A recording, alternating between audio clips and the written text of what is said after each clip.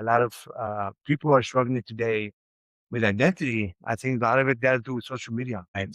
Social media. And so one question that been asking my clients a lot this week is like, hey, if you don't have anything in your life, if tomorrow you're to wake up tomorrow and you have no family, no job, no money, who are you? Like, what is your identity? And I'm surprised that most people don't know who they are, man. Mhm. Or they're tied to something else and stuff. What is your definition of that? Like, how do you identify now? It took work. I think I said it in one of the other episodes that, and this is not to try to sound like holy or that my walk is perfect, Right.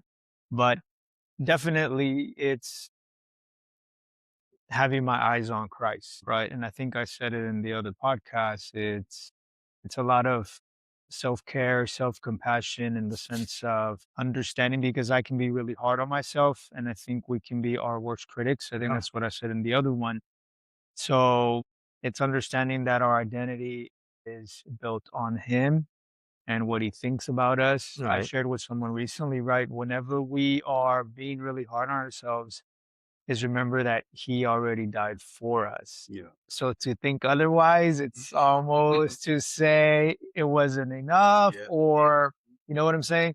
But going back to what you said, Miguel, yeah, I've posed that question before. And I think what happens is we can get consumed with one part of who we are, right? So like if you're a husband, if you are a stay-at-home mom, Right. if you are, in the military, if you're a police officer, if you're an attorney, right, or if you're a doctor, like our job titles or occupations can sometimes occupy who we are, right? But if tomorrow you wake up, or let's say an accident happens You have and you nothing. lose your position or who you are, Yeah. then who are you, Yeah. right? Yeah. Same thing with like moms or they're married. Yeah. Like if you get out of that relationship, who are you? Yeah. And you see that a lot in people that are going through heartbreaks. Yeah. Yeah. Definitely. And Mhm, so now that we know what biblical manhood is, right? mhm, We're gonna try to identify why do men struggle to live it? Why do we struggle to live what biblical man is? mm. We have been describing a biblical man in the last few episodes. And so now we're going to try to start to dissect as to why they struggle.